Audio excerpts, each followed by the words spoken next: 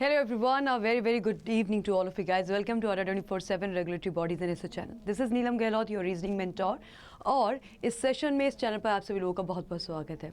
आपने थंबनेल में देखा कि ये जो सेशन होने वाला है, ये जो एक ब्रीफ वीडियो होगा, ये आपको गाइड करेगा IBPS SO के एग्जामिनेशन पैटर्न के लिए, और साथ ही साथ ये हम कंप्लीट ब्रेकडाउन देखेंगे इसमें प्रीलिम्स, मेंस और इंटरव्यू। तो एक पूरा आपको सिलेक्शन प्रोसेस के साथ साथ ये पता चलेगा कि हाउ डू वी प्रिपेयर।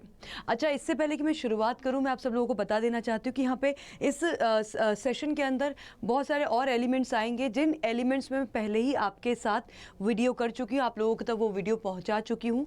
तो आज का सेशन उन एलिमेंट्स पर ना होकर, जिनके लिए मैंने पहले ही आपके साथ डिस्कशन किया हुआ है, उन पर ना हो कि आज का मेजर जो फोकस होगा वो होगा हमारे सिलेक्शन प्रोसेस पे एंड इस कंप्लीट एग्जाम पैटर्न के ब्रेकडाउन पे, राइट।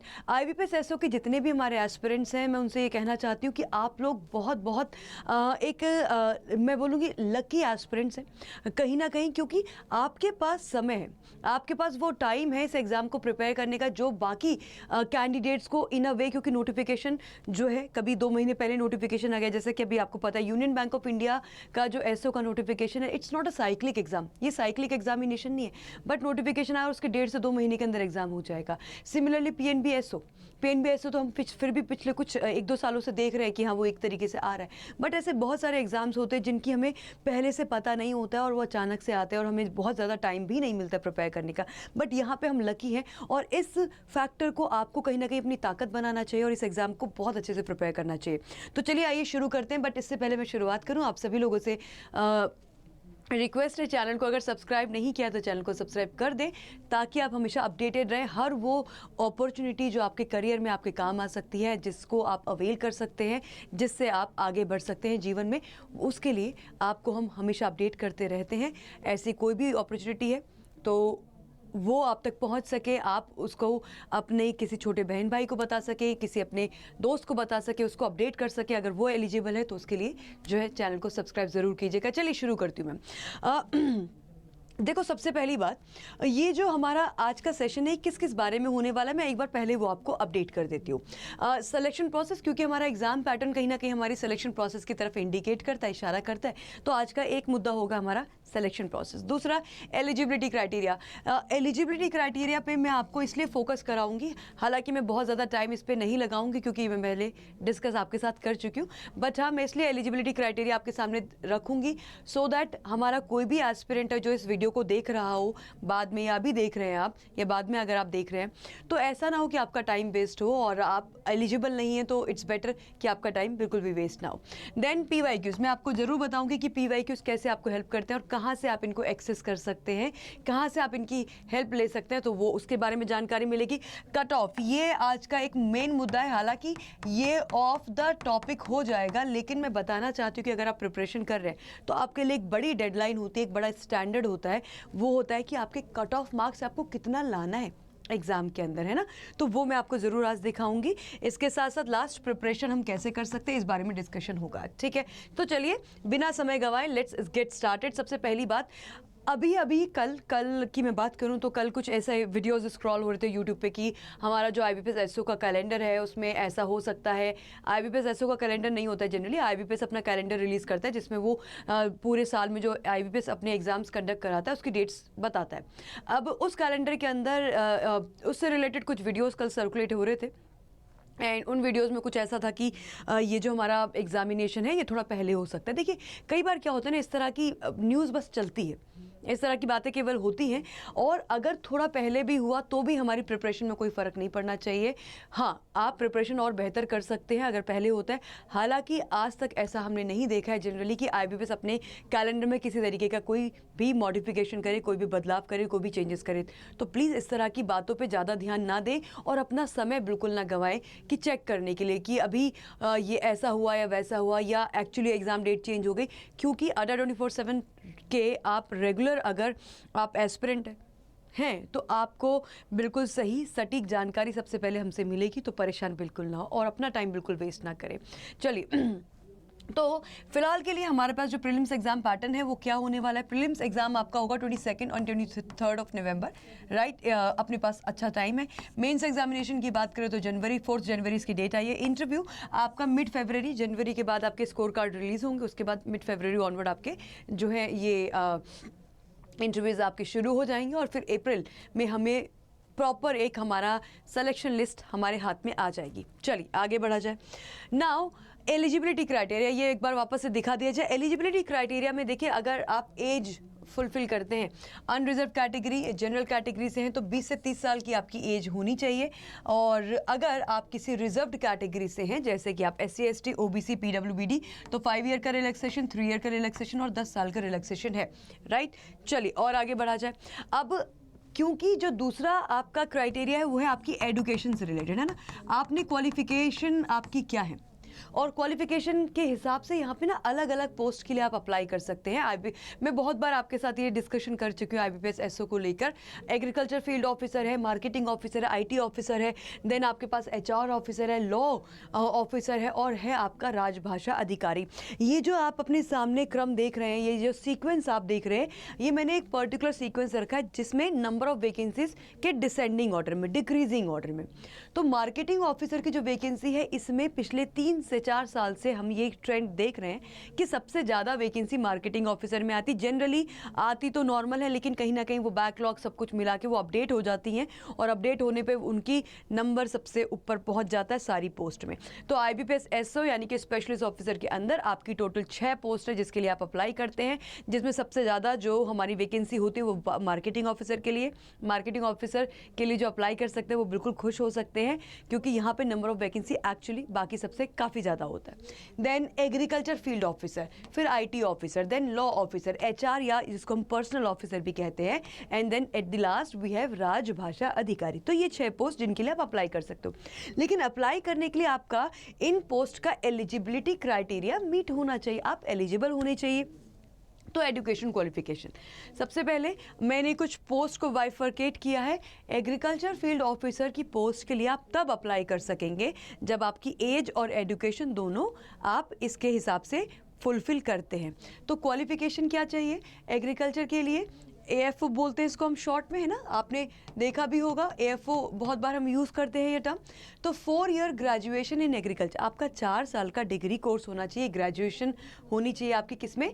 एग्रीकल्चर में, या फिर हॉर्टिकल्चर में, या फिर फूड टेक्नोलॉजी में, या फिर एग्रीकल्चर इंजीनियरिंग में, या फिर इससे रिलेटेड फील्ड में, क्योंकि यहाँ पे लिखा है और कॉरस्पॉन्डिंग फील्ड।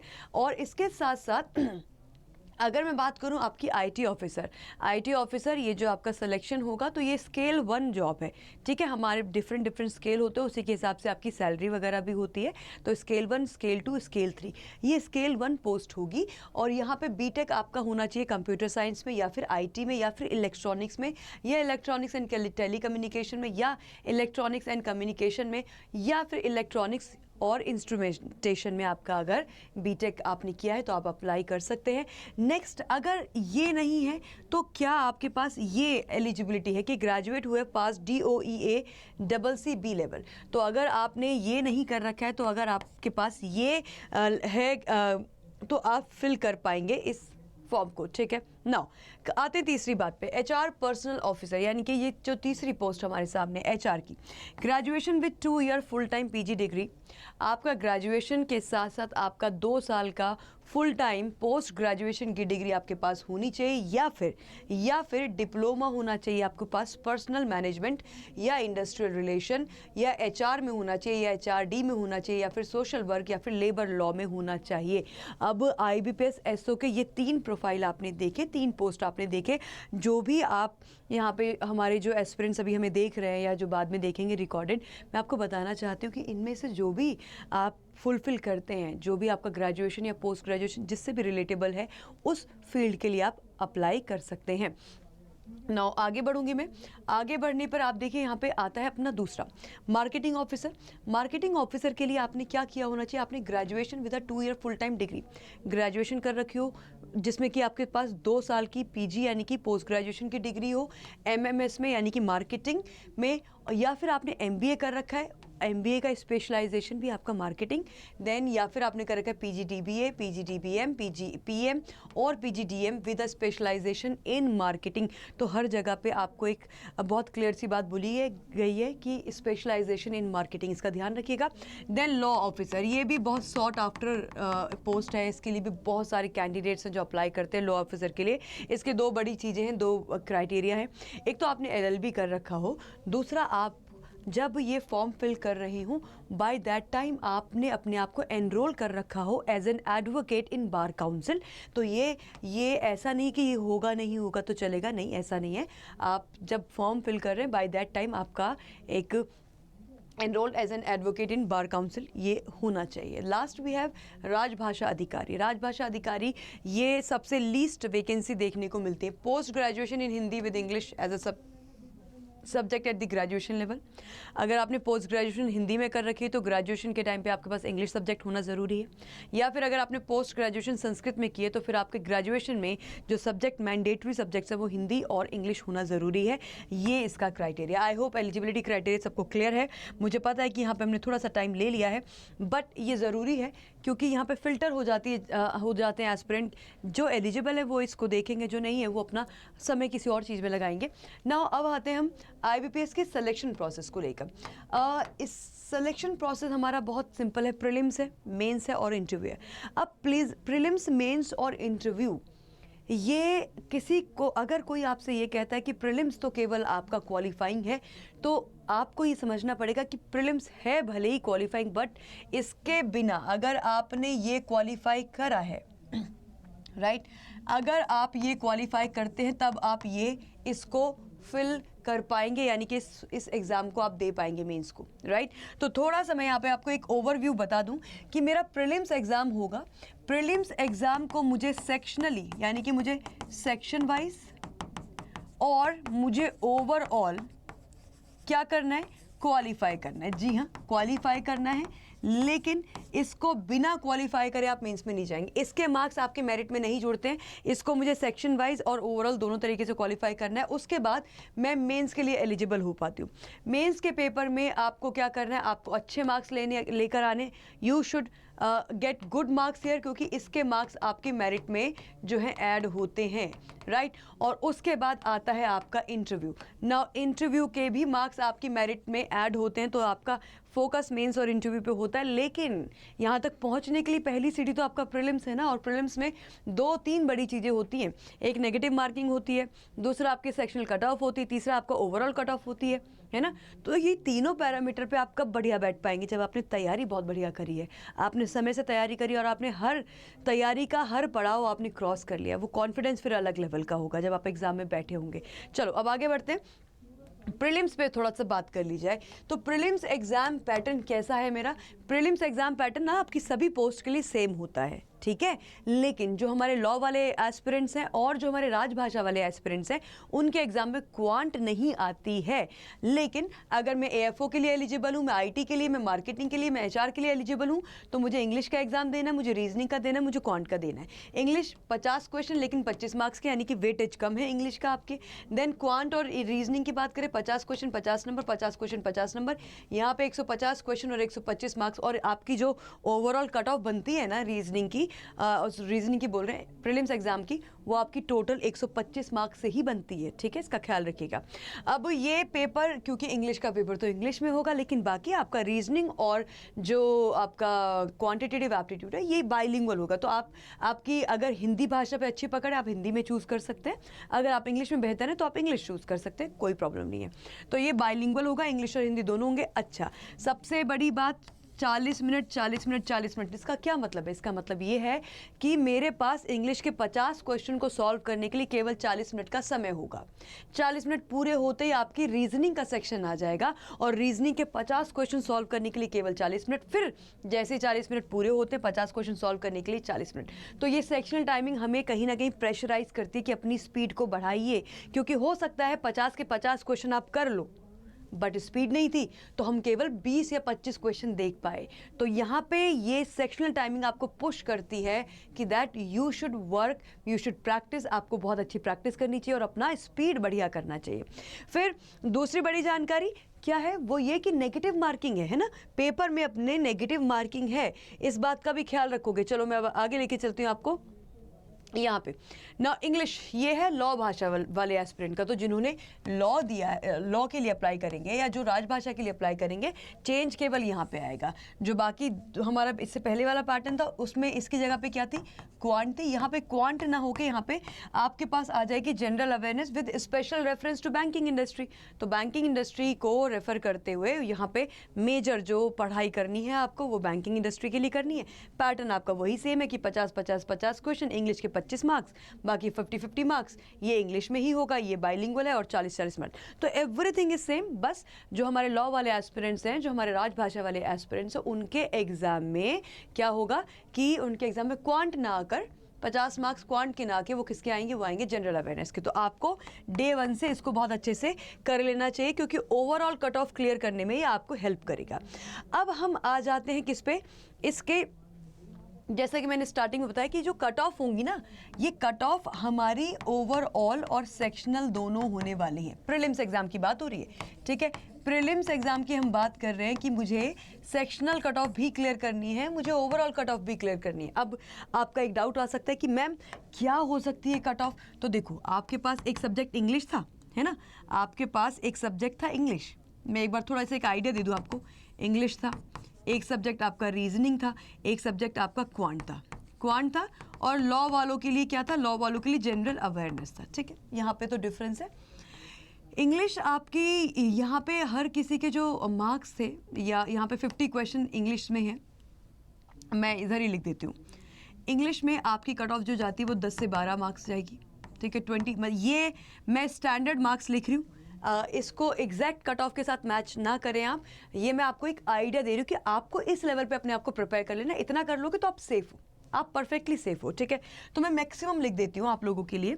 तो इंग्लिश में अगर आप 12 मार्क्स तक लेकर आ रहे हैं, आउट ऑफ कितने, आउट ऑफ 25 मार्क्स, तो आप अच्छा कर रहे हैं, क्योंकि 25 नंबर का ही होता है। अच्छा, रीजनिंग तो 50 मार्क्स की होती है। रीजनिंग के जो कट ऑफ आप मैक्सिमम देख सकते हैं वो आपकी 10 to 15 मार्क्स होती है, और अगर आप इतना यहाँ पे लेकर आ पा रहे हैं आउट ऑफ 50, तो आपका काम बन जाएगा, मतलब सेक्शनल निकल जाएगी। क्वांट की मैं बात करूँ तो यहाँ पे थोड़ा ग्राफ हमारा नीचे जाता है, जीए का ग्राफ थोड़ा ऊपर हो जाता है, क्वांट का थोड़ा अलग हो जाता है, तो मैं इसको इंडिविजुअली ना लिख के अलग अलग लिखूंगी।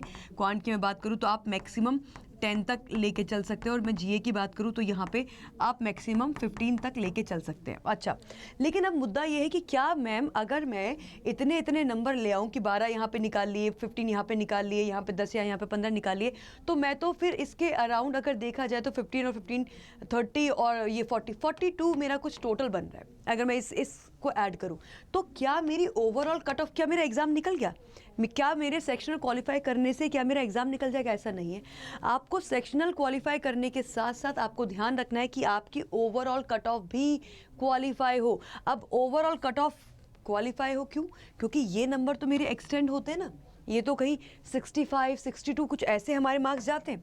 तो आपको क्या करना है, ये अगर मुझे 60, 65, ये 55 मुझे मार्क्स लेकर आने हैं, तो मुझे क्या करना है, मुझे कुछ और सब्जेक्ट्स पे काम करने की ज़रूरत है, ताकि मैं ओवरऑल अच्छा अटेम्प्ट करूँ और ओवरऑल मेरी कट ऑफ क्लियर हो सके। तो इस बात का ख्याल रखेंगे।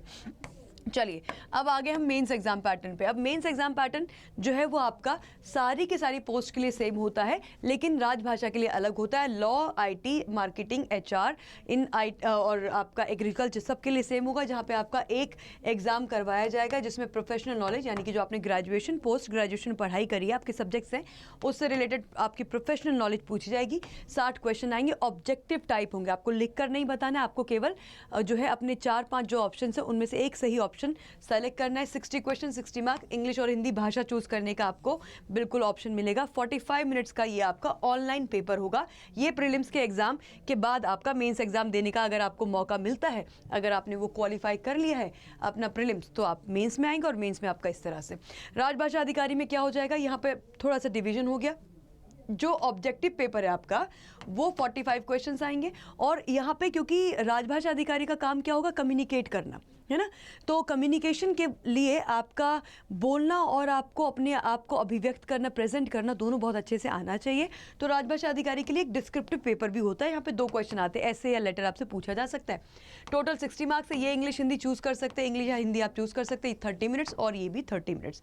अब एक चीज़ जिस पे आपको बहुत ध्यान देना चाहिए वो आपके सामने ये है कि आपके पास पेनल्टी है। पेनल्टी यानी कि आपने अगर कोई क्वेश्चन गलत किया है तो रॉन्ग आंसर के लिए आपको 1/4 पेनल्टी यहाँ पे लगेगी, यानी कि 1/4 नेगेटिव मार्किंग हमारे इस एग्ज़ाम में देखने को मिलती है।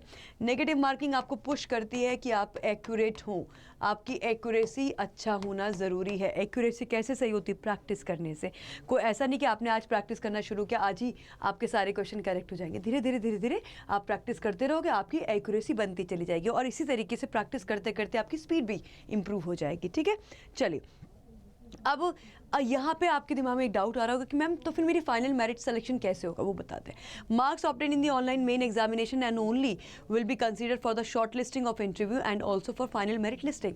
अब आपने प्रीलिम्स का एग्जाम दिया, उसको सेक्शन वाइज हर सब्जेक्ट को आपने क्लियर करा और ओवरऑल आपने अच्छे नंबर लाए, तो आपका वो पूरा का पूरा प्रीलिम्स क्वालिफाइड माना गया। अब अगर आपने प्रीलिम्स क्वालिफाई कर लिया तो आपको मेंस देने का मौका मिलेगा। मेंस के नंबर ही डिसाइड करेंगे कि आपको इंटरव्यू देने का मौका मिलेगा या नहीं मिलेगा। और फाइनली जैसे मैंने बताया कि मेंस के मार्क्स और आपके इंटरव्यू के मार्क्स, यानी कि मेंस और इंटरव्यू के मार्क्स मिलकर आपकी फाइनल मेरिट बनेगी और आपका सिलेक्शन होगा। ठीक है, ये बात भी ध्यान रखिएगा। चलिए अब आगे बढ़ते हैं। जैसे कि यहाँ पे मैंने लिखा, देखो कैसे ये सेलेक्ट करते हैं आप लोगों को। यहाँ पे total marks allotted for interview are 100। एक तो 100 नंबर का मेरा इंटरव्यू है ना, 60 नंबर का मेंस था, यहाँ पे 100 नंबर का आपका इंटरव्यू है। तो मेंस हो गया आपका 60 मार्क्स का, इंटरव्यू हो गया आपका कितने 100 मार्क्स का। लेकिन ये क्या करते हैं, ये जो वेटेज होता है ना, रेशो आपके इसका, तो इसका तो लेते हैं 80%, ठीक है, और यहाँ से लेते हैं कितना, यहाँ से लेते हैं 20%, जैसा कि मैं यहाँ पे दिखा रही, इसका लेते हैं 20%। तो 80:20 के रेशो में यहाँ पे ये टोटल कितना कर लेते हैं, 100% कर लेते हैं। इस 100 मार्क्स में से आपका फाइनल मेरिट निकलता है।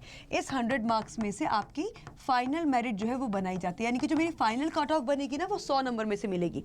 उसमें से जो मेन्स के 60 मार्क्स थे उसका 80% ले लिया जाएगा और इंटरव्यू के 100 मार्क्स का 20% लिया जाएगा।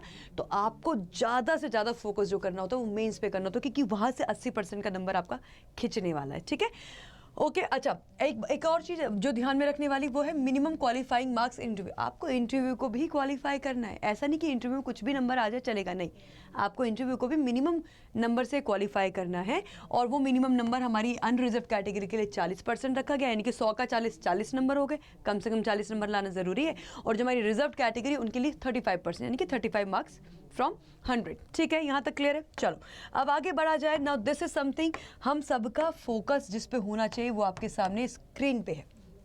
ये एक ट्रेंड है, ये एक ट्रेंड है आपकी कट ऑफ का।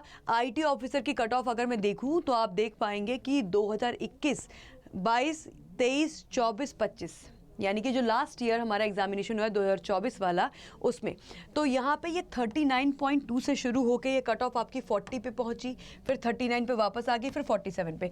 तो हम आईटी की कट ऑफ ये किस में से देख रहे हैं, ये आपकी मेंस प्लस इंटरव्यू के मार्क्स हैं, है ना।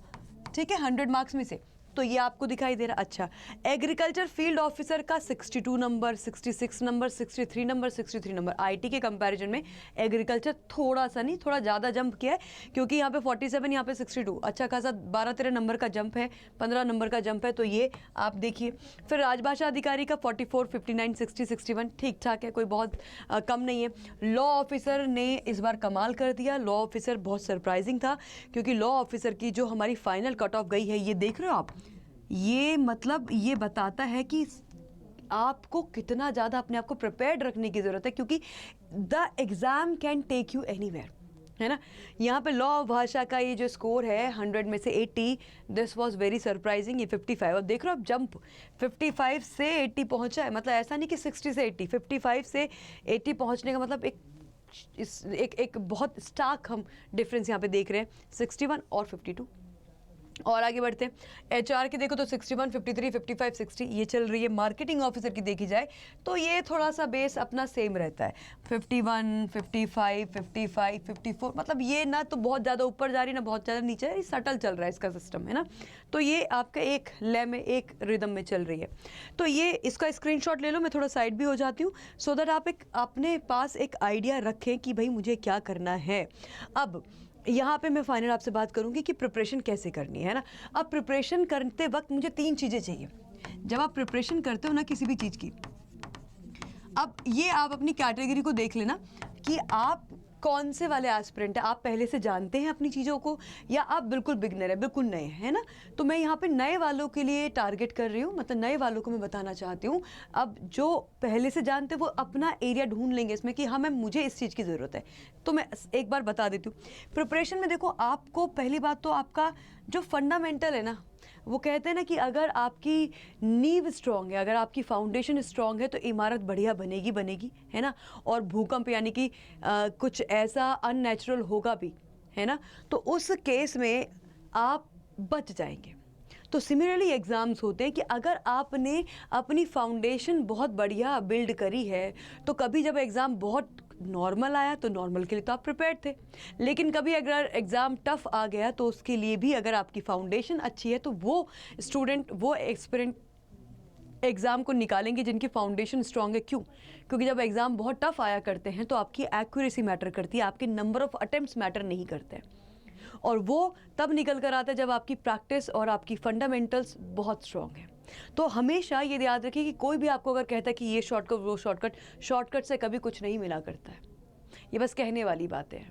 हाँ, एक होता है कि एक इंसान बहुत काम करता है उसको तब फल मिलता है उसकी मेहनत का, और कुछ थोड़े से स्मार्ट वर्कर या थोड़े से बोलेंगे कि वो थोड़े से लकी हो जाते हैं कि उनको कम मेहनत में भी बहुत मिल जाता है। लेकिन कहीं ना कहीं कम मेहनत वालों के पीछे भी या जो आपको ऐसा लग सकता है कि अरे इसने तो कितना कम काम किया और फिर भी इसका सिलेक्शन हो गया, तो उनकी स्ट्रैटेजी थोड़ी अलग होती है। तो कभी भी एक बात तो अपने एक चीज़ की अपने आप को कम नहीं आंकना है कि मुझसे नहीं हो रहा, मेरा नहीं हो रहा। दूसरी बात कि किसी और कोई और अगर उसको कर ले जा रहा है तो आप ये जानने की कोशिश करें कि उसने ऐसा डिफरेंट क्या किया है। और जब आपकी प्रिपरेशन पूरी हो जाती है ना तो आपका एक नहीं, फिर आप जो जो एग्ज़ाम देंगे आपके वो निकलते जाएंगे सिमिलर पैटर्न वाले।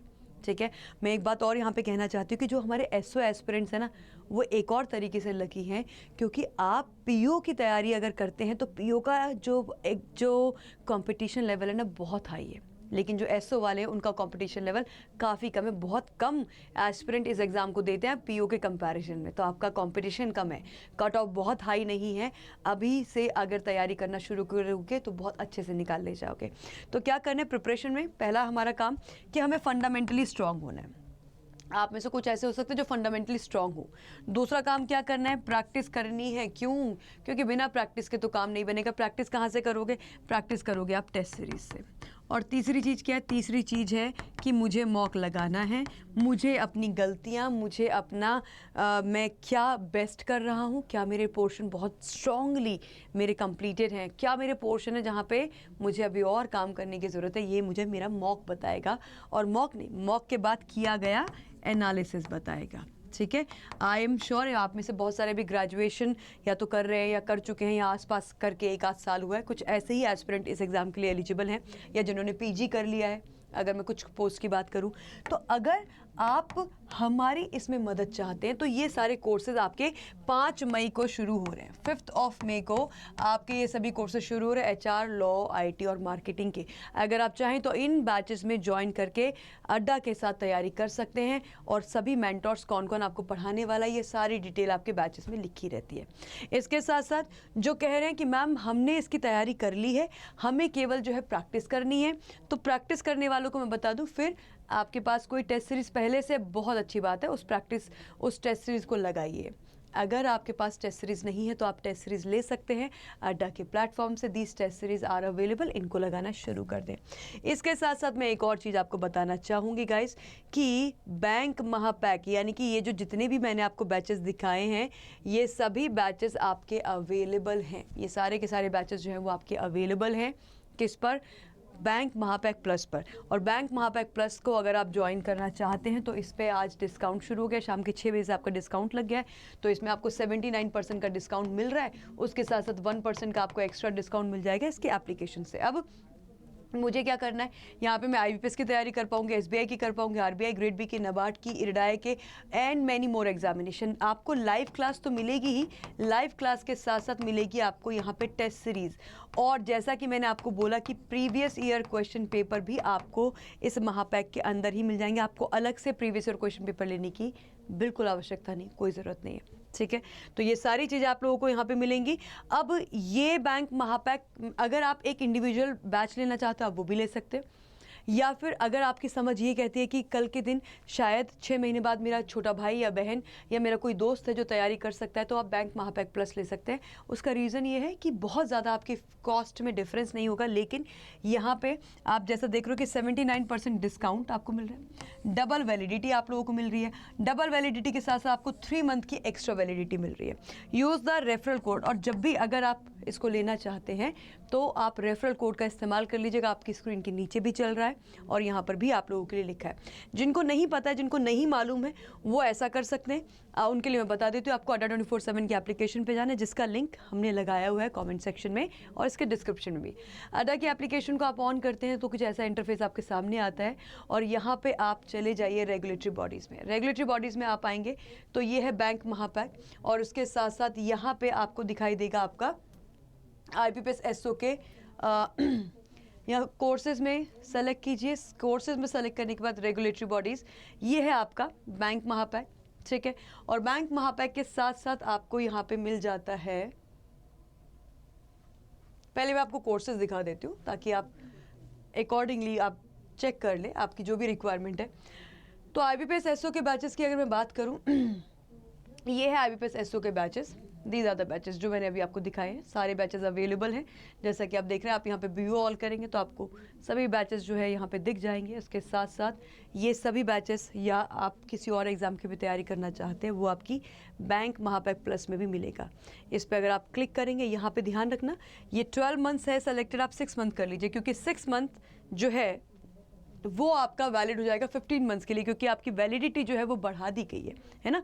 वैलिडिटी बढ़ा दी गई। डिस्काउंट कोड यहाँ पे लगाइएगा जिससे आपको मैक्सिमम डिस्काउंट मिल सके, Y651, और ये डिस्काउंट कोड लगाने पर अप्लाई कर देंगे। अप्लाई करने पे 5427, तो 5427। अब अगर आप इंडिविजुअल बैच भी लेते हैं तो वहाँ पे भी आपको कुछ 2300 2400 तक आपको शायद फ़ीस पे करनी होगी। अगर आप ये लेते हैं तो इससे आप 1-2 दोस्त मिलकर भी ले सकते हैं, भाई बहन भी मिलकर ले सकते हैं। तो ये आपको इसलिए मैं बता रही हूँ क्योंकि ये आपके लिए ज़्यादा फ़ायदे का सौदा है। इसमें आप ज़्यादा एग्जाम्स की तैयारी कर पाएंगे, साथ ही साथ टेस्ट सीरीज़ है। इसमें आपको लाइव क्लासेस तो मिलेंगी सभी एग्ज़ाम्स की, इसमें आपको टेस्ट सीरीज़ मिलेगी। अब टेस्ट सीरीज़ ना हमें ऐसा लगता है कि हमारे लिए काम की नहीं है, हम ले या ना ले बाद में ले लेंगे, बट आपको मैं बता दूं कि ये आपकी प्रिपरेशन का एक बड़ा मतलब एक बहुत मोस्ट इंपॉर्टेंट पार्ट है। इसको बिल्कुल भी मिस मत करिएगा। और साथ ही साथ इसमें आपको मिलेंगे previous year question paper, everything, और सभी बैचेस तो मिलेंगे। तो आप चूज़ कर सकते हैं as per your requirement. Referral code मैंने आपको बता दिया कि अगर आप इसको लेना चाहते हैं तो रेफरल कोड आप Y651 यूज़ कर लीजिएगा। ये आपके पूरे के पूरे 15 मंथ के लिए वैलिड हो जाएगा, ठीक है। चलिए इसी के साथ मैं सेशन को एंड करूंगी। Thank you everyone, thank you so much, take care and bye for now.